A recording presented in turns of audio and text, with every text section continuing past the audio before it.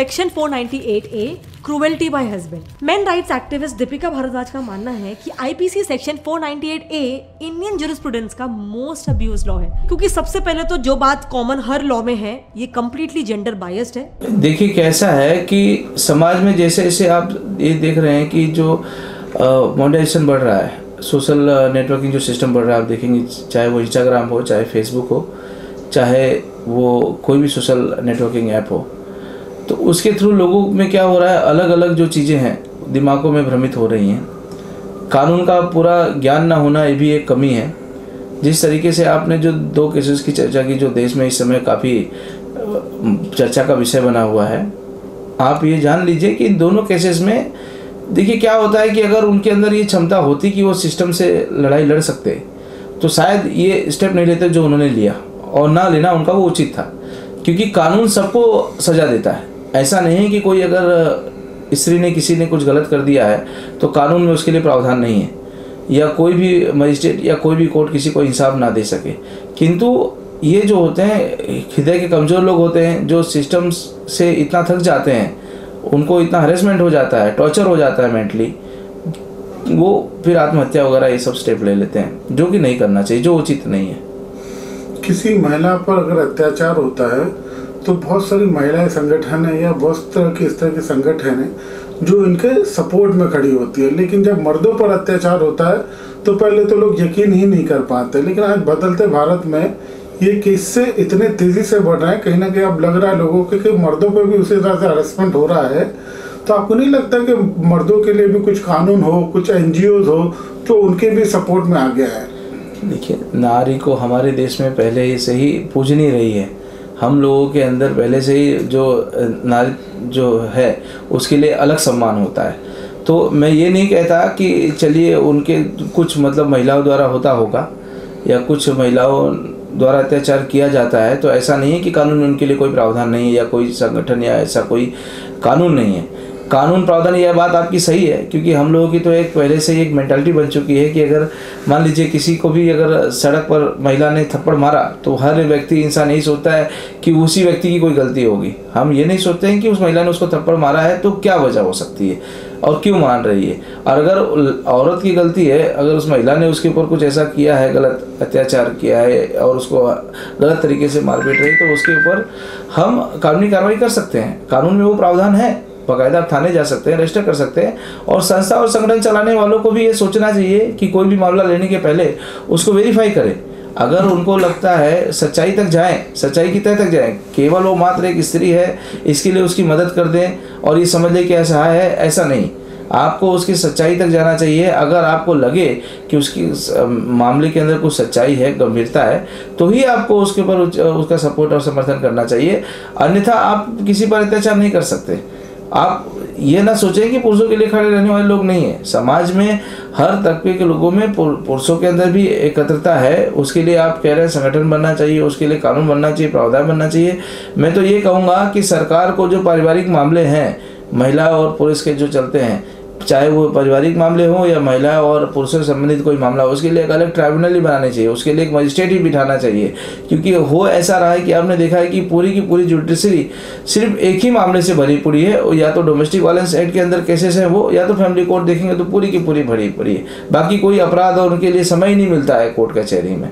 तो उसके लिए तो सरकार को एक अलग ट्राइब्यूनल बनाना चाहिए मेरे हिसाब से, चाहे वो पुरुष प्रताड़ना का हो चाहे वो महिला प्रताड़ना का हो। मामला जो हो एक अलग ट्राइब्यूनल बने और उसी ट्राइब्यूनल के अंदर ये सारी चीजें डिसाइड होनी चाहिए। सो ऑफ कोर्स कई केसेस में औरतें इसका गलत यूज करती है। इनफैक्ट ये ट्रेंड इतना बढ़ चुका है कि 2015 में खुद सुप्रीम कोर्ट ने ओपनली एक्नॉलेज किया कि इंडिया में सेक्शन 498 के अंडर कई फॉल्स केसेस आ रहे हैं, जिसकी वजह से सीनियर सिटीजन्स को भी जेल जाना पड़ रहा है। हमारे न्यायपालिका ने, सरकार ने 498 के अंदर तो आप देखिए बहुत पहले उसका प्रावधान कर दिया है। पहले उसके अंदर डायरेक्ट अरेस्ट होता था। कम से कम जब वो अत्याचार बढ़ने लगा, झूठी FIR होने लगी, तो वो माननीय सर्वोच्च न्यायालय ने उस पर रोक लगा दी कि आप उनको डायरेक्ट अरेस्ट नहीं कर सकते। आप पहले उसकी जांच कीजिए, दोनों पार्टी में काउंसलिंग कीजिए। अगर कुछ लगता है ऐसा है कि उन्होंने गलत किया है तो उसके लिए फिर आप कार्रवाई कर सकते हो। अदरवाइज मुझे नहीं लगता उसमें डायरेक्ट अरेस्ट का प्रावधान अभी है। हाँ, आप ये कह सकते हैं कि लोगों ने 498A का यूज करके अब उसमें फैशन के तरीके पर बहुत सीरियस और डेरोगेटरी एलिगेशंस डालना चालू कर दिया है, जो कि बहुत सीरियस और भयावह रूप होते हैं, क्योंकि ऐसे केसेस में महिला पक्ष द्वारा यही होता है कि किसी भी तरीके से जो पुरुष है उसके परिवार को या उस पर कोई ऐसा एलिगेशन डाला जाए जिससे वो उनकी जमानत ना हो, जैसे उनके ऊपर गंभीर अपराध बन सके। तो वो जो फैशन चल रहा है उसको स्टॉप करना चाहिए, और वो स्टॉप और वो रुकेगा तभी जब उसको पुलिस प्रशासन समझेगा और या अधिकारी वर्ग समझेगा। अधिकारी वर्ग महिला जाती है तो उसका जो एफआईआर दर्ज करते हैं वो किसी भी तरीके से जो बोलती है उस तरीके से उसको वेरीफाई नहीं करते। आप जो स्टेटमेंट बोल रही महिला अगर उसका वेरीफाई करेंगे तो वो जो पर्टिकुलर सेक्शन है वो नहीं लगेगा जो गंभीर स्वरूप का है, तब जाकर वो हरेसमेंट कम होगा, नहीं तो इस तरीके से तो चलता ही जाएगा। और जहाँ तक रही बात पुरुषों की, तो उनके लिए भी प्रावधान है कि वो एंटीसिपेटरी बेल वगैरह में जा सकते हैं, और अगर कोर्ट को लगता है कि उनने कोई गलत नहीं किया है या सत्यता नहीं है आरोपी के अंदर, तो फिर उन आरोपों को दरकिनार करके पूर्वोत्तर जामीन भी हो जाती है। तो ऐसा मैं नहीं कर सकता। और कि 498 का अगर मिसयूज हो रहा है आपको लगता है तो माननीय सर्वोच्च न्यायालय या माननीय हाई कोर्ट आप जा सकते हैं और वहाँ पर रिट पिटीशन फाइल करके अगर पुलिस ने गलत एफआईआर दर्ज की तो उसको खारिज भी करवा सकते हैं और उचित दंडात्मक कार्रवाई भी करवा सकते हैं। तो ऐसा नहीं है कि कानून किसके लिए नहीं, कानून सभी के लिए है, किंतु जो कमजोर दिल के होते हैं, जो लड़ नहीं सकते हैं, जो अब हर इंसान एक तरीके से नहीं होता है, हर इंसान की सोच अलग है, हर इंसान का विचार अलग है।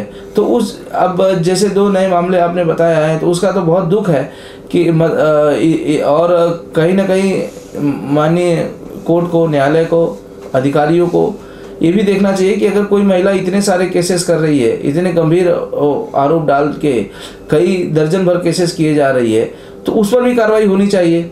उसको आपने कैसे ऐसे केसेस रजिस्टर करते गए आप बिना मतलब किसी सोच के, कि आपकी सोच पर हमको सुनकर हंसी आती है या एक दुख होता है कि आपने एक बार भी ये नहीं सोचा कि इस महिला ने ऑलरेडी 2-3 एफआईआर की, तो इनकी इतनी सारी एफआईआर दूसरी कैसे दर्ज हो रही है, किस बिना पर आप दर्ज कर रहे हैं, और अगर कर भी रहे हैं तो आपने क्या उसकी वेरिफिकेशन की। तो उन सब के तहत उस हरेसमेंट के चलते उन्होंने आत्महत्या की, जिसका बहुत दुख है। लाइव मिंट की एक रिपोर्ट के हिसाब से 55% मैरिड इंडियंस ने कभी ना कभी अपने स्पाउस को चीट किया है, और इसमें ज्यादातर वुमेन इन्वॉल्व होते हैं। इसीलिए साल 2011 में सुप्रीम कोर्ट ने भी कहा कि adultery law is biased against main, and इसीलिए इसमें कई चेंजेस भी किए गए। देखिए, जैसे जहाँ तक मल्टीपल अफेयर्स की बात है, पहले आपको बता दो हमारे समाज में तो महिलाओं का एक उच्चतम स्थान हुआ करता था, आज भी है, ऐसा नहीं है।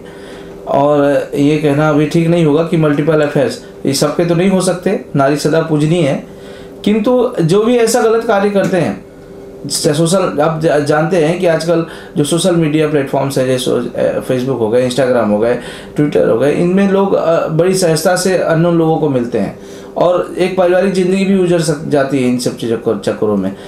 कोई अननोन व्यक्ति आपको फेसबुक पर, इंस्टाग्राम पर हाय बोल देता है, आप उसको जाने बिना, उसके घर परिवार को जाने बिना आप उससे क्लोज हो जाते हैं और उनकी बातों को लेकर आपस में परिवार में झगड़ा करते हैं और फिर आपकी पारिवारिक ज़िंदगी तबाह हो जाती है। तो उससे क्या होता है कि उसका विपरीत असर पड़ता है परिवार पर, और फिर ये सारी चीज़ें होती हैं, 498 होता है, डोमेस्टिक वायलेंस होता है। और वही पुरुषों के लिए भी है, अगर पुरुष ऐसा कुछ करता है तो उसकी पारिवारिक ज़िंदगी तो खराब होनी है।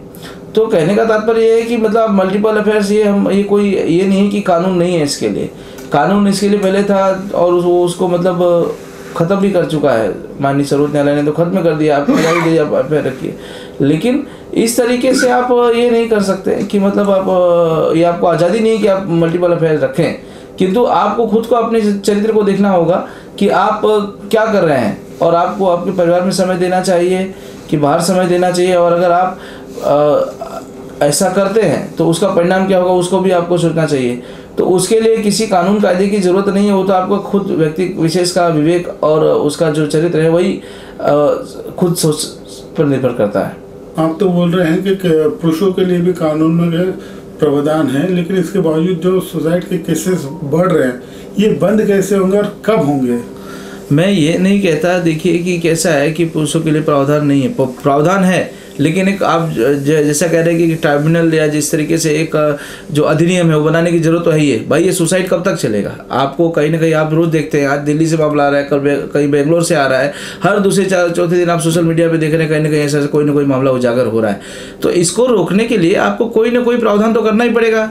या तो सरकार एक अलग ट्राइब्यूनल बनाए महिला और पुरुषों के प्रति जो ये मामले हैं, पारिवारिक मामले, उसके ताकि कोई भी मजिस्ट्रेट, अब आप सुनते हैं कि जौनपुर के मजिस्ट्रेट ने उन्होंने कार्रवाई नहीं की प्रॉपरली, लिए और कई ज़्यादा कैसे ऑर्डर्स कर दिए जिसमें हरेसमेंट हो रहा है, उसकी सैलरी जा रही है, उसको पैसे से कमज़ोर कर दिया। तो इंसान जब मेहनत कर रहा है उसका पैसा उसको नहीं मिल पा रहा है, उसका जो गलत पैसा गलत जगह पर जा रहा है, आपने प्रॉपर डिसीजन नहीं दिया तो उसके तहत उसने बेचारे ने सुसाइड कर लिया। तो कहीं ना कहीं कोई ना कोई प्रावधान और कानून तो बनाने पड़ेंगे पुरुषों के खिलाफ जो हो रहा है अत्याचार उसको रोकने के लिए, और उसके लिए समाज में पुरुषों को मिलकर आगे आना पड़ेगा, अग्रसित होना पड़ेगा, इस मांग को रखना पड़ेगा, तो जाकर एक पुरुष प्रताड़ना जो अधिनियम है उसको लाया जा सकता है, या एक अलग ट्राइब्यूनल जिससे स्पीडी ट्रायल हो इन सब मामलों की और उचित व्यक्ति को न्याय मिल सके, जिससे ये सुसाइड के जो सिलसिले हैं ये बंद हो सके, क्योंकि उनका बंद होना जरूरी है।